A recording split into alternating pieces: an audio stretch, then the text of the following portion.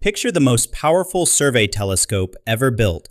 To make it happen, it took 23 countries, 80 companies, 300 research institutes, and 3,500 people working together. That's basically a small city's worth of brainpower, all pointed at one goal. And the result is a telescope unlike anything that's come before it. This instrument has a strange kind of dual personality. On one hand, it can take in huge, sweeping views of the sky, capturing enormous swaths of stars and galaxies in a single glance, like a wide-angle lens on a camera. But on the other hand, it can also zoom in with the precision of a surgeon, picking out the tiniest details hidden in the faintest specks of light. It's a telescope that's both a wide net and a scalpel at the same time. Its name is Euclid, and it needs this rare combination of abilities because it's been tasked with solving one of the biggest mysteries in all of cosmology, a puzzle that has stumped scientists for more than a century. Somewhere out there, hidden in the blackness of space, is something that shaped the entire history of our universe, something that decided how everything turned out, and yet we've never actually seen it or detected it directly. There's an entire hidden universe out there, a dark universe, lurking just beyond our instrument's reach.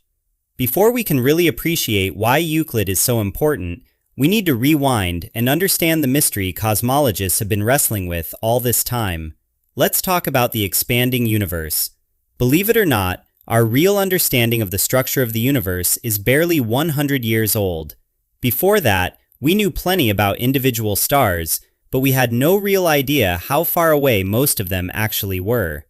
In fact, for a long time, most scientists assumed the entire universe was just one single galaxy, packed full of stars, and that was it. End of story.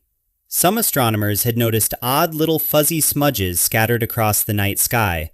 A few bold thinkers guessed these smudges might actually be entire separate galaxies, distant island universes floating out beyond our own. But nobody could prove it. That changed in the 1920s, thanks to an American astronomer named Edwin Hubble. In 1923, Hubble was studying what we now call the Andromeda Galaxy, and he noticed something peculiar about one particular star inside it. It was what's called a Cepheid variable star, a type of star that pulses, growing brighter and dimmer on a regular cycle over the course of weeks. What made this discovery so powerful was that scientists had already figured out something crucial. The rhythm of these pulses is directly tied to how intrinsically bright the star actually is. So just by timing how often the star flickered, Hubble could calculate exactly how luminous it truly was.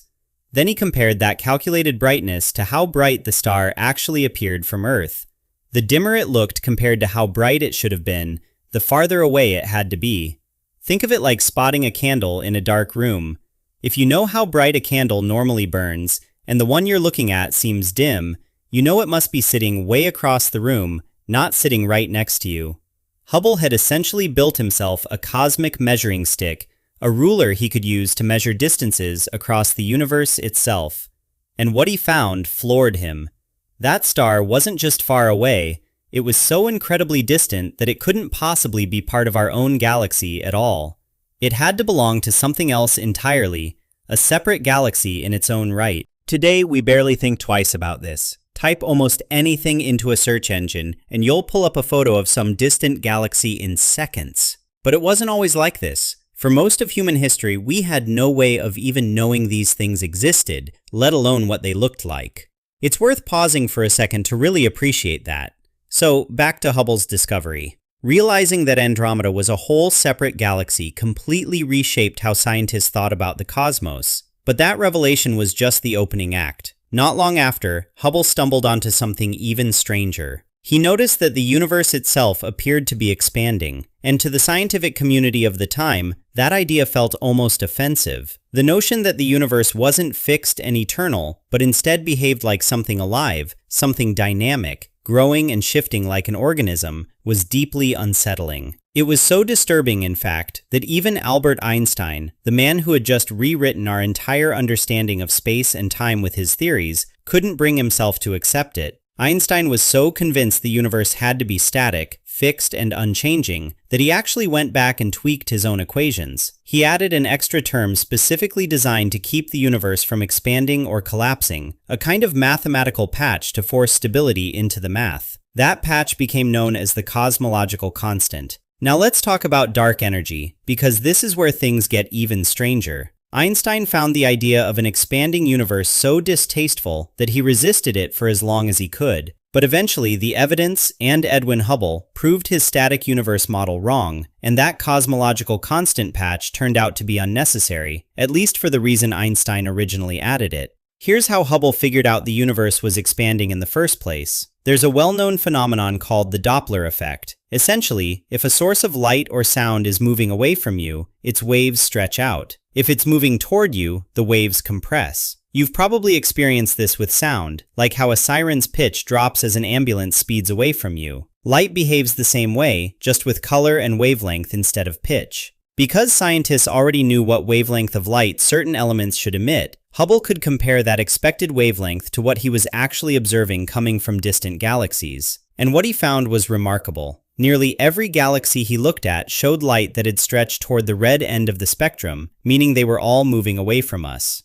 Scientists quickly realized something huge. If everything is moving apart right now, that means everything must have been much closer together in the past. Trace that backward far enough, and you land on a single, incredibly dense starting point. That's how the theory of the Big Bang was born. But then came another twist. One the Big Bang theory alone couldn't fully explain. It wasn't just that galaxies were moving away from us. They were accelerating away from us. And the farther away a galaxy was, the faster it seemed to be moving. That's a huge problem because acceleration doesn't happen for free. It requires energy, constant energy, pushing things along. So where on Earth, or rather, where in the universe, was all that energy coming from? Nobody had an answer. Yet whatever it was, it seemed to be everywhere, filling every corner of space equally. To explain this gap in understanding, scientists proposed something they called dark energy. When researchers applied Einstein's general relativity to this expanding model of the universe and compared the results to the best observational data available, they discovered something startling. All the regular matter we can actually detect, the stuff made of particles we understand, known as baryonic matter, only accounts for about 5% of everything in the universe. 5%. That leaves a staggering 95% shortfall, an entire universe's worth of stuff we can't directly see or touch. Scientists split that missing 95% into two categories. First, there was clear evidence that matter across the universe was clumping together in ways that didn't make sense unless something invisible, something with its own gravitational pull, was tugging matter closer together. They named this invisible influence dark matter, and it accounts for roughly 27% of that missing 95%. But that's not the whole story, because at the same time, something else was pushing matter apart on a grand, universal scale. The remaining 68% of the universe had to be made up of whatever energy was responsible for that outward push, that relentless acceleration. It's undetectable directly, completely invisible, yet it appears to be everywhere at once. The math simply demands its existence. So what exactly is this dark energy? There are a few competing ideas. For starters, Einstein's old cosmological constant made an unexpected comeback, this time in a completely different role. Originally, Einstein created that constant purely to cancel out gravity, a counterbalancing push meant to keep the universe perfectly still, neither expanding nor collapsing. But here's the twist. If you crank up the value of that constant, instead of creating balance, you get a universe that tips over into constant, runaway acceleration. Exactly the kind of expansion we actually observe happening in real life. It's a strange irony that the very tool Einstein built to keep the universe static ended up being repurposed to explain why it's speeding apart. One compelling idea suggests that empty space itself might not truly be empty at all. Instead, it might carry its own inherent energy, and as space expands, it generates even more of itself, and therefore even more of this hidden energy. That would mean the more the universe expands, the more energy gets created, and the more that new energy pushes everything apart even faster, a kind of runaway feedback loop. The tricky part is that nobody really knows why space would have this property in the first place. It's less of an explanation and more of an observation, a mathematical pattern that fits the data without telling us the deeper reason behind it. To try and close that gap, physicists turn toward quantum mechanics for answers, hoping the strange rules governing the smallest particles in existence might hold the key to explaining the largest force shaping our entire cosmos. So scientists went looking for another explanation, and one idea that came up was that maybe virtual particles were behind all this extra energy. Now, what on earth are virtual particles? Picture pairs of particles that just spontaneously pop into existence out of nowhere, thanks to a quirk of the quantum wave function that exists everywhere in the universe, even in what we think of as empty space. These particles don't hang around for long. They appear, meet each other, and cancel each other out almost instantly. But here's the interesting part. In that tiny sliver of time before they annihilate each other, they could conceivably push against things and exert a force. Think of it like a couple of ghosts that flicker into being for a split second, bump into a wall, and vanish again. Even that brief bump could, in theory, add up across the entire universe. This theory actually had some experimental backing. There's decent evidence to suggest that virtual particles do exist, at least in some form. But here's where things went sideways. When scientists actually tried to calculate how much energy these virtual particles would generate if this process was happening throughout the vacuum of space, the number they got back was absurdly impossibly large. And we're not talking about being off by a little bit. We're talking about being off by roughly 120 zeros. Let that sink in for a moment. If your answer is too big by 120 zeros, something has gone seriously wrong with your math. And indeed, this particular calculation earned itself a rather embarrassing nickname. It's been called the worst theoretical prediction in the entire history of physics, not exactly a badge of honor. So that idea, while creative, didn't pan out. The third major explanation on the table is the concept of a varying cosmological constant, which, ironically, means it's not really constant at all. Instead, picture it as an adjusting field, something similar in nature to an electrical field or a gravitational field that could account for this mysterious repelling force spreading throughout space. Scientists gave this hypothetical force a name, quintessence, and if it turns out to be real, it might actually represent a fifth fundamental force of nature, joining the ranks of gravity, electromagnetism, and the strong and weak nuclear forces. That would be a genuinely huge discovery. But there's a catch, and it's the same catch that trips up the basic cosmological constant idea. Nobody can explain why this field would exist in the first place or where it comes from. So to sum it up plainly, this is still a wildly underexplored area of science. We simply need a lot more data before anyone can draw solid, confident conclusions about what dark energy actually is. Now, trying to spot something that's fundamentally invisible is obviously a huge challenge, but scientists have found a clever workaround. Study dark energy not directly, but through its effects on the universe around it. And multiple observatories around the world are chasing this goal using different strategies. One example is BINGO, which stands for Baryon Acoustic Oscillations from Integrated Neutral Gas Observations. This telescope is based in Sao Paulo, Brazil, and it's a ground-based radio telescope. Its mission is to monitor the faint radiation given off by hydrogen atoms sitting in the dark, seemingly empty patches of space between galaxies. The goal is to check whether there are any unusual patterns in how matter is distributed out there, patterns that might hint at dark energy's fingerprints. Here's a genuinely fascinating fact about our universe. Matter doesn't spread out randomly. Statistically speaking, if you pick any two galaxies at random, there's a higher likelihood that they'll be separated by a distance of around 500 million light-years than by any other distance. Strange, right? The leading explanation is that this pattern traces back to ripples that formed in the incredibly early universe, just moments after the Big Bang. As the universe cooled down over billions of years, matter solidified, and those ancient ripples got essentially frozen into place, like waves on a pond that suddenly turned to ice, preserving their shape forever. So by examining the gaps between these ripples, even out in the darkest, emptiest corners of space, scientists can learn a tremendous amount. But if you really want to catch dark energy's fingerprints stretched across both time and space, you need to think bigger, much bigger. And that's exactly why the European Space Agency launched the Euclid Space Telescope on the 1st of July, 2023, blasting off from Cape Canaveral in Florida. Now let's talk about what makes Euclid's instrument so special, because there are three key things that set this telescope and its images apart from anything that's come before. First up, Euclid is equipped with an ultra-wide lens that captures more of the sky in a single shot than any telescope in history. It's able to gather high-resolution light data from billions of galaxies, some of them so distant that their light has been traveling toward us for roughly 10 billion years. To put its power in perspective, compared to surveys done from ground-based telescopes, Euclid achieves 4 times the resolution and a staggering 15 times the sensitivity when working in near-infrared light.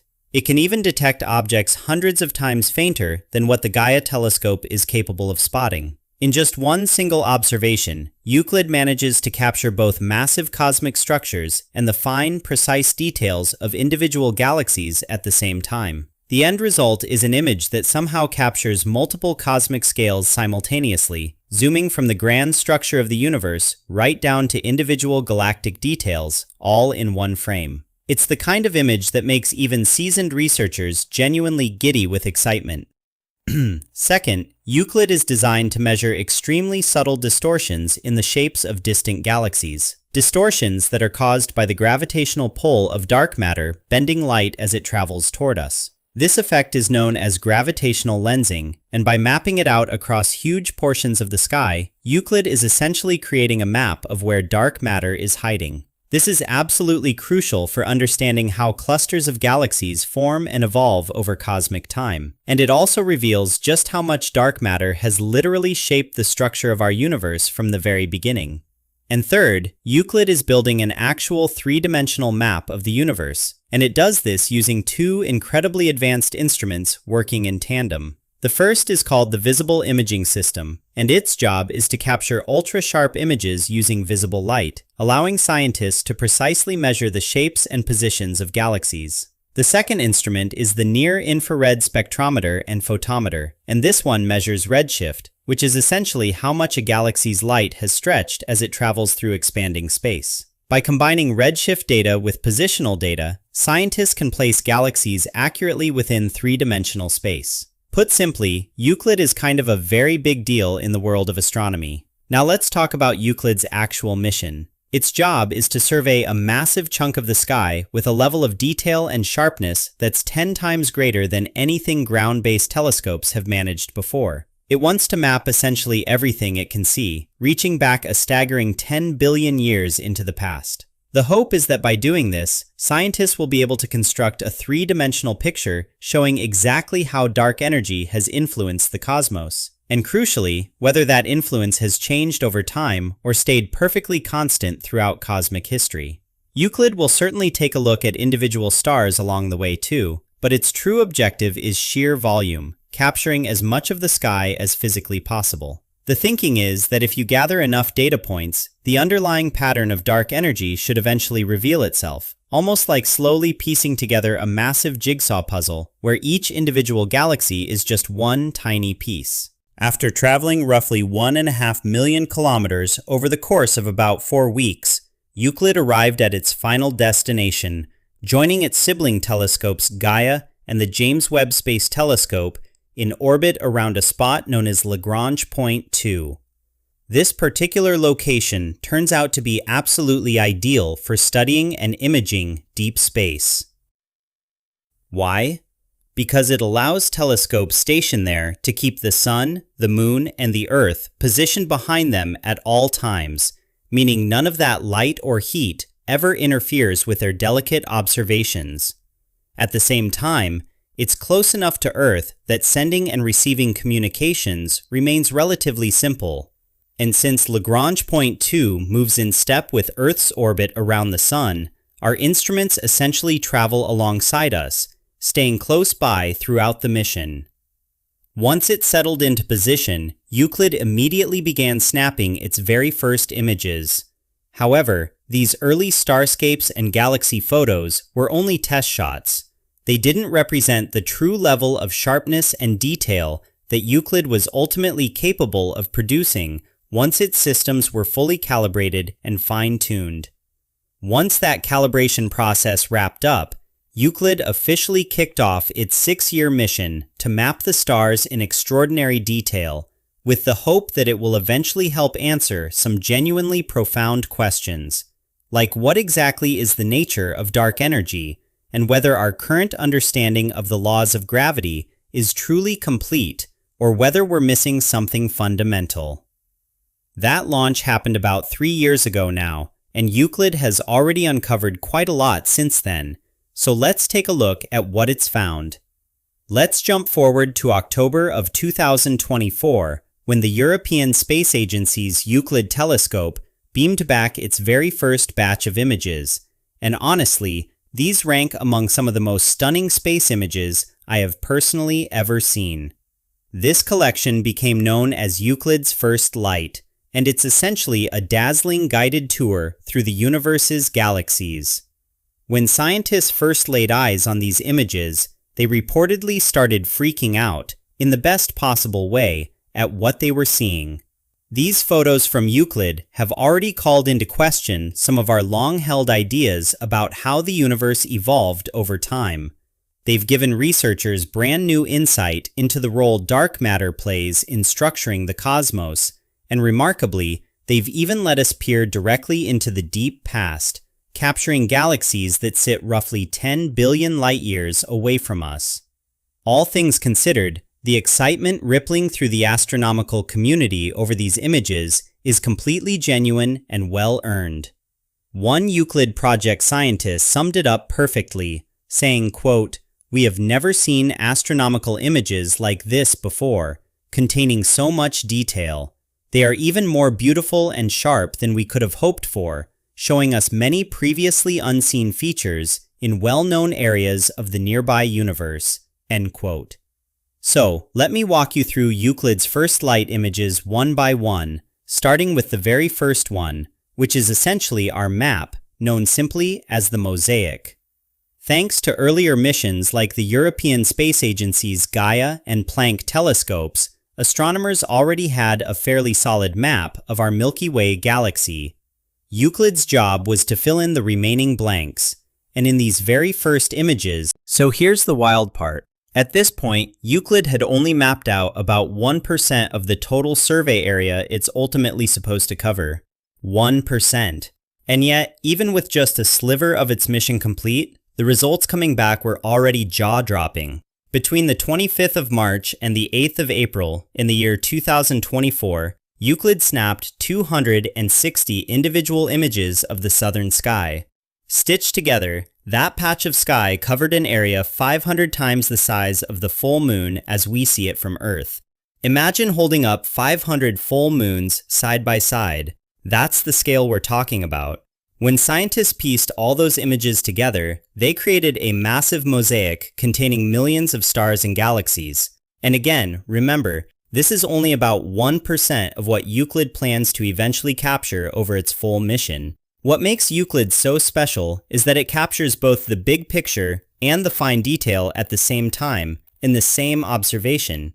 That means researchers can look at the sky on wildly different scales. They can start with a sweeping extragalactic view, then zoom progressively inward, into a galaxy cluster, then into the core of that cluster, and finally down to individual galaxies within it. It's like being able to look at an entire forest and then zoom in close enough to count the veins on a single leaf, all without switching cameras.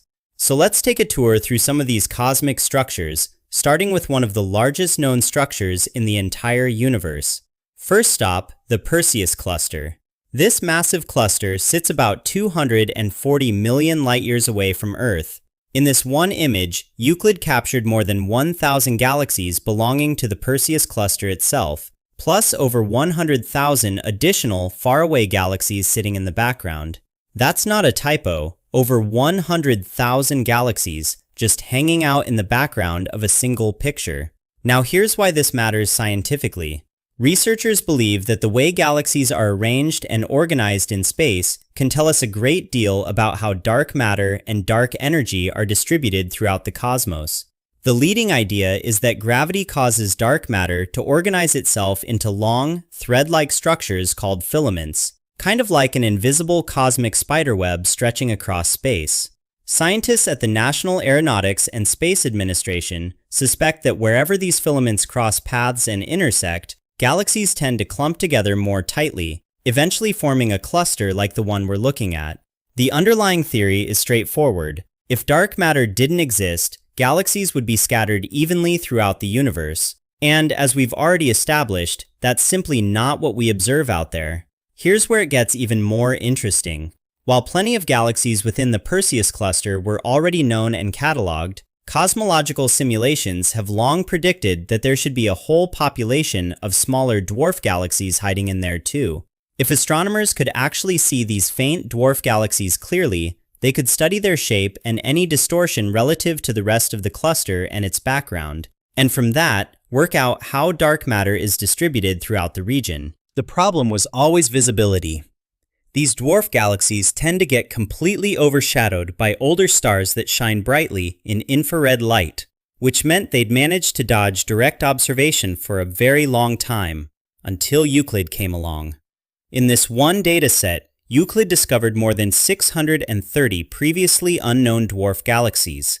630 brand new galaxies, essentially hiding in plain sight until now. That is an enormous breakthrough for the study of dark matter. Now let's shift gears from dark matter to something else Euclid is teaching us a lot about: star formation. Let's head to our next destination. Say hello to an irregular-shaped galaxy that astronomers designate as New General Catalog number 6822, shining away about 1.6 million light-years from us. This galaxy was first identified as a distant stellar system by the astronomer Edwin Hubble way back in 1925. Now, almost a full century later, Euclid is beaming back high-resolution images of this entire galaxy and everything surrounding it. The James Webb Space Telescope actually photographed this same galaxy a few years earlier, but with a much narrower field of view. It could only capture a small slice of the picture at a time. Scientists are especially excited about Euclid's wide-angle photographs of this particular galaxy because of what they can reveal about star formation and the conditions of the early universe. Here's the science behind that. Stars work like cosmic furnaces, smashing lighter atoms like hydrogen and helium together to forge heavier atoms, including what astronomers call metals. This fusion process unfolds across a star's entire lifespan, which is exactly why we don't see very many heavy elements in the early universe. Heavier elements simply take time to build up and accumulate, generation after generation of stars. And here's the surprising twist. Many of the stars inside this particular galaxy have unusually low levels of these metal atoms. By studying low metal galaxies like this one, scientists hope to learn more about how galaxies evolved during the universe's early chapters. Euclid has made this kind of research dramatically easier thanks to the detailed color information gathered by its near-infrared spectrometer and photometer instrument, combined with its incredibly wide field of view. On top of all that, Euclid also uncovered several previously unknown globular star clusters and glowing gas regions within this same galaxy. Those colorful gas clouds you can see in the image are what astronomers call ionized hydrogen regions. Here's what's happening. When new stars are born, they blast out light so intense and so bright that it strips electrons from the surrounding hydrogen gas, essentially charging it up and making it glow. That glowing effect is exactly what produces these vividly colorful clouds. By studying these regions closely, scientists can better understand the properties of the gas clouds at the exact moment a star is born, and figure out what conditions are actually necessary for forming massive stars. Speaking of globular clusters, here's another one, located in a completely different part of the sky. This particular globular cluster sits about 7,800 light-years from home making it the second closest globular cluster to Earth that we know of. The image we're looking at is actually just one section of a much larger image Euclid captured. I'll show you the full picture in a moment. Think of globular clusters kind of like Hollywood, an incredibly high concentration of stars packed into one place, where every single one of them is essentially competing to outshine all the others. What does that mean practically? The smaller, dimmer stars end up getting completely drowned out by their bigger, brighter neighbors. On top of that, these clusters actually stretch out quite a long way from their dense center, and those outer, radial regions are mostly made up of small, faint stars that have historically been extremely difficult to detect. Ironically, it's exactly these faint, easily overlooked stars that hold the most scientific value for unlocking the history of our own Milky Way galaxy. As Davide Massari, a researcher at the National Institute for Astrophysics in Italy, puts it, currently, no telescope besides Euclid can observe an entire globular cluster while simultaneously picking out its faintest stellar members way out in the outer regions, separating them clearly from other cosmic sources of light. Interestingly, the Hubble Space Telescope actually did photograph the dense center of this same cluster back in 2021. But to image the entire cluster, including its sprawling, faint outer regions the way Euclid managed to do, would have required far more time and resources than Hubble could spare. Euclid, on the other hand, captured this entire shot in just 1 hour. And it's not just scientifically valuable, it's also just stunningly, breathtakingly beautiful to look at. Now let's talk about something we call the hidden galaxy. Sometimes we see stars scattered loosely across the sky, like scattered grains of sand, and sometimes we see them organized into elegant spiral galaxies. And here's a strange truth. Even though we ourselves live inside a spiral galaxy, scientists still don't fully understand how spiral galaxies manage to hold their shape over time. The next set of Euclid images is aimed at helping answer exactly that kind of question. This particular galaxy, nicknamed the Hidden Galaxy, is notoriously difficult to observe because it sits directly within the busy, crowded disk of our own Milky Way, roughly 11 million light-years away from us. Because of its position, it constantly gets obscured by dust, gas, and countless foreground stars getting in the way. Astronomers consider this galaxy to be a close look-alike to our own Milky Way, which makes it an especially valuable target for researchers trying to understand galaxies like ours from the outside, something that's normally impossible since we're stuck inside our own galaxy and can only observe it from one limited angle. Euclid's near-infrared instrument was able to cut straight through all that obscuring dust and reveal this hidden galaxy in its full glory. We had captured images of it before using ground-based telescopes, but nothing came remotely close to the level of detail Euclid was able to achieve. As Leslie Hunt, a scientist with the Euclid Consortium, explains it, the Euclid image might look almost ordinary at first glance, as though any telescope could produce something similar, but that's simply not true. What makes this image so special is that it offers an incredibly wide view covering the entire galaxy from edge to edge, while still allowing scientists to zoom in close enough to distinguish individual stars and star clusters within it. That combination lets researchers trace the entire history of star formation throughout the galaxy and understand far better how its stars formed and evolved across its whole lifetime. We still don't have a complete understanding of how spiral galaxies maintain their swirling structure, or exactly what role dark matter plays in shaping them in the first place. Euclid's ability to capture this galaxy's sprawling spiral arms and winding dust lanes in such extraordinary detail is going to help scientists finally understand the relationship between dust, gas, and large-scale star formation in a way we simply couldn't manage before. Now, there's one final image I want to show you from this incredible tour through Euclid's 2024 dataset. And honestly, I've saved the best one for last. Let's take a look at what these colorful clouds have been hiding all along. Our fifth and final photograph on this tour shows the famous Horsehead Nebula. This particular nebula has been photographed by plenty of telescopes over the years, but never before with the kind of sharp detail combined with such a wide field of view that Euclid was able to achieve. So here's the thing that makes this shot even more incredible. It was captured in just 1 hour. 1 hour. Think about that for a second. It's like someone driving along a scenic highway, pulling over at a lookout point, and just snapping a quick photo on their phone. Except this particular lookout point happens to be roughly 1,375 light-years away from Earth. This region we're talking about is the nearest massive star-forming region to us. It sits just south of Alnitak, which is the easternmost star in Orion's famous three-star belt. You know, the belt on the Hunter constellation that pretty much everyone can pick out in the night sky. This whole area is part of the much larger Orion molecular cloud, this sprawling nursery of gas and dust where new stars are constantly being born. And here's why scientists are so excited about this particular patch of sky. It's exactly the kind of place where they're hoping to uncover evidence of a bunch of previously unknown planets, roughly the mass of Jupiter. In fact, one of these giant worlds has already been spotted. It's called Sigma Orionis 62, and it's a young planet, about 10 times the mass of Jupiter, with a scorching temperature of around 1,200 degrees Celsius.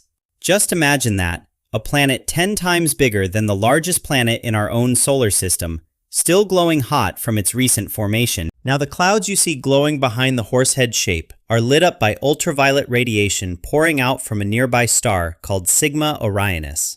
But the Horsehead Nebula itself, that dark silhouetted shape, is made of cold molecular hydrogen. And this cold gas barely gives off any heat or light at all, which is exactly why it appears as this striking, dark shape against the bright background.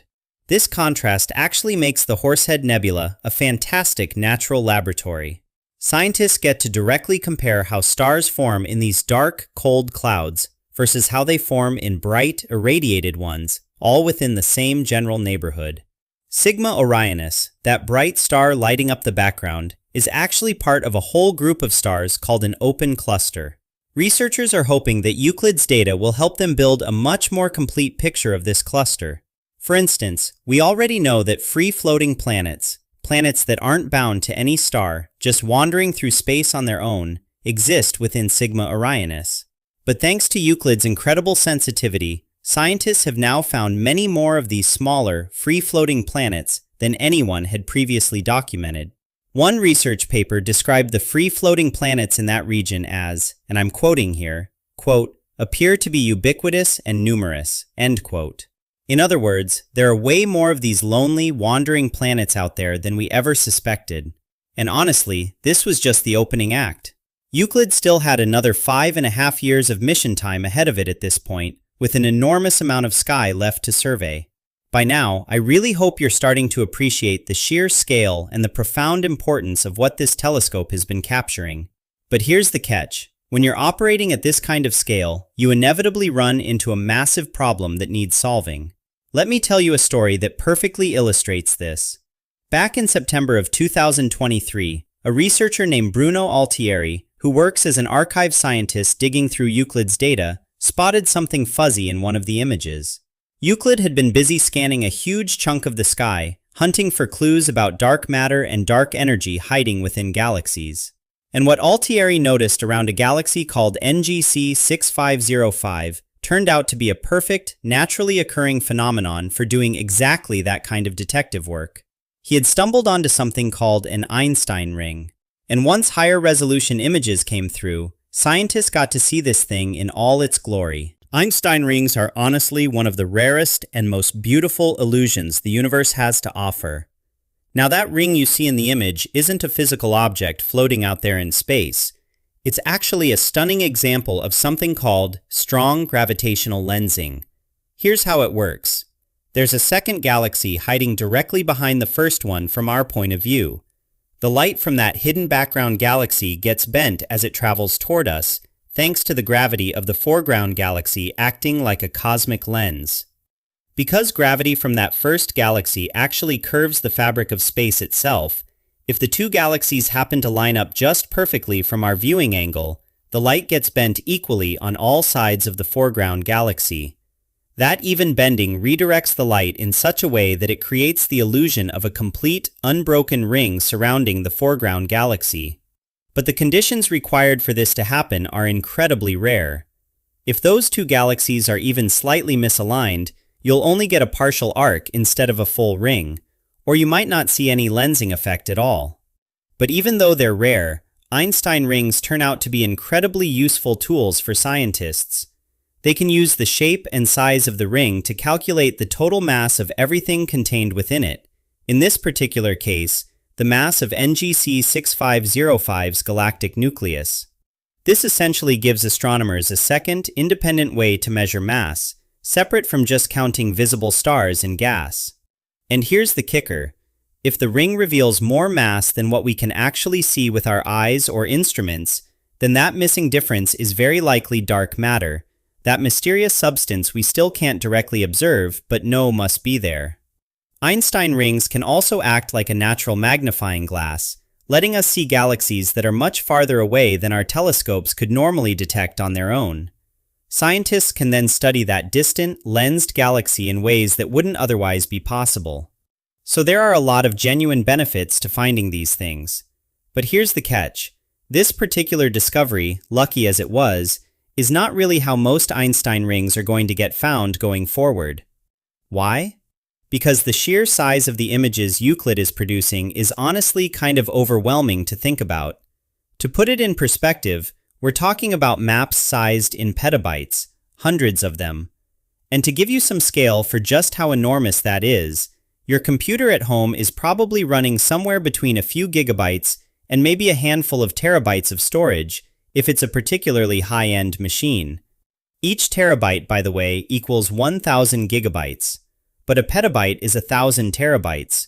So to properly store some of these star maps, you would need storage space equivalent to nearly 1,000 separate home computers combined. The sheer volume of data packed into Euclid's maps is staggering.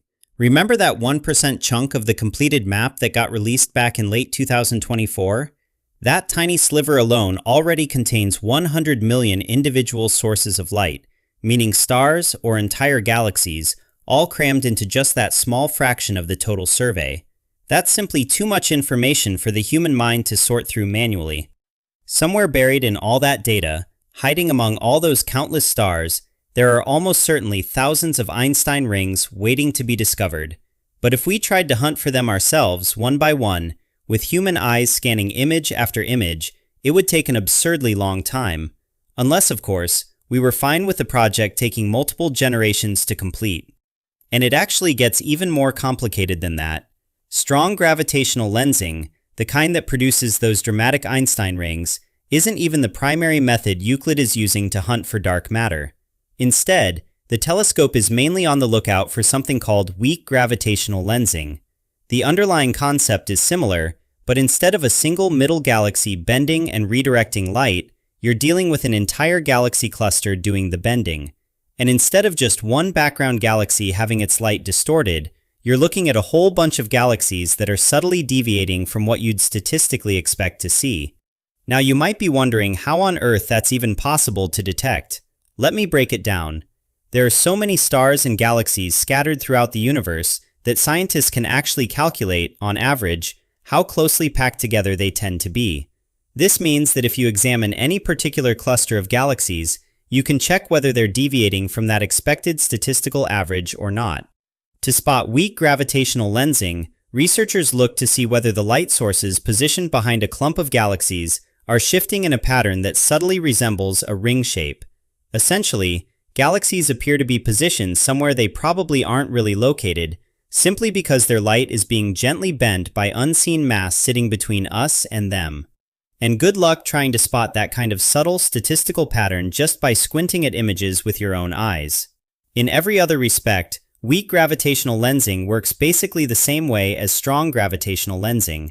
You can build a model of the objects involved based on the resulting ring pattern, which then lets you detect the presence of invisible dark matter. This incredibly sophisticated high-level calculation is exactly how Euclid hopes to map out much of the dark matter hiding within the 1/3 of the night sky it's been assigned to survey. So finding examples like these Einstein rings is absolutely not something you could ever hope to accomplish using the old-fashioned astronomy approach of just pointing your backyard telescope up at the sky and hoping for the best. So what's the solution to this overwhelming data problem? It all comes down to a tool that you've probably heard plenty about by now: artificial intelligence. Specifically, in this case, we're talking about machine learning. This technology can actually be trained to recognize and identify examples of both weak and strong gravitational lensing buried within all that mountain of data. And we already have proof that this approach genuinely works. For example, astronomers used artificial intelligence to successfully identify 56 gravitational lens candidates from a batch of images captured by the Very Large Telescope in Chile.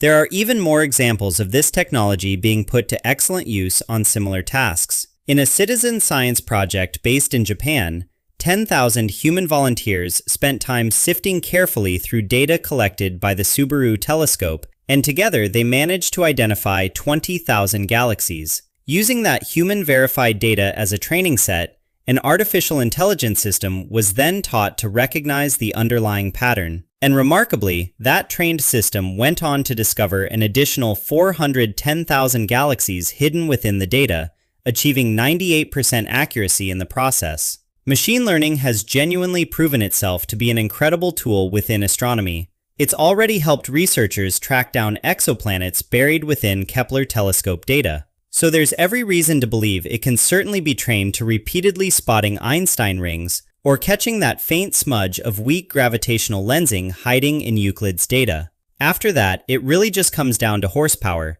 Having a computer, or more likely a whole network of computers, powerful enough to run the artificial intelligence and feed it petabyte after petabyte of information, and then just watching to see what patterns bubble up. This new tool is going to let us look at the universe in ways we simply couldn't before. And even if the accuracy isn't perfect, even if it's not sitting at 100%, our understanding is still going to leap forward in a big way. Honestly, who knows what mysteries are hiding inside patterns this large, just waiting to be noticed. Now, before you picture robots running the show unsupervised, rest assured, artificial intelligence isn't doing this alone. There are literally thousands of scientists working behind the scenes, evaluating the data, guiding the machine learning programs, and double-checking every discovery before it gets announced. And in the years between Euclid's very first data release and today, a whole host of other discoveries have piled up. Let's start with something scientists are calling a dark galaxy. Back in February of the year 2026, with some extra help from the Hubble Space Telescope and the Subaru telescope, Euclid's detection techniques uncovered something genuinely strange. A galaxy absolutely packed with dark matter, but with barely any stars to speak of. This galaxy, nicknamed CDG2, contains just 4 globular star clusters. Compare that to our own Milky Way, which has around 150 of them. These dense clumps of stars are basically a reliable calling card for a galaxy. If you see globular clusters, you know there's a galaxy there, even if you can't see much else. And that's exactly the case here. This is the very first galaxy ever detected purely through its globular cluster population. Scientists estimate that around 99% of the mass inside CDG2 is dark matter. Think about that for a second. A nearly invisible galaxy giving off almost no light, but secretly loaded with this mysterious, unseen mass. It's honestly one of the more mind-bending finds out there. Then, in June of 2026, Euclid turned its gaze somewhere a lot closer to home, straight at the center of our own Milky Way, and the images that came back are just dazzling. All of that detail, captured in the span of a single day, revealing an incredible amount of structure in our inner galaxy that's normally so easy to miss. Here's the problem astronomers usually run into. The center of our galaxy is so packed with stars that telescopes get essentially blinded by the sheer volume of light pouring out of that region. Euclid, though, is able to tease apart the individual stars in that crowded field, giving scientists an incredibly sharp picture of the stars and planets in that region, a level of detail comparable to what the Hubble Space Telescope can achieve, but accomplished in a fraction of the time Hubble would need to pull off the same feat. And this image isn't just a pretty picture, it's a baseline. Scientists can now use it to spot future microlensing events, those moments when a planet passes in front of its star and briefly bends and brightens the star's light. So picture this. Down the road, the Roman Space Telescope takes another look at this exact same patch of sky and catches one of these microlensing events in action. A planet swinging in front of its star and gravitationally pulling that starlight toward us just a bit more than usual.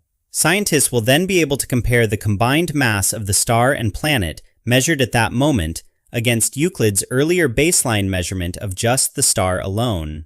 That comparison makes calculating the planet's mass and general nature remarkably straightforward, and that opens up a treasure trove of insight into exactly what kinds of planets are lurking in the crowded heart of our own galaxy.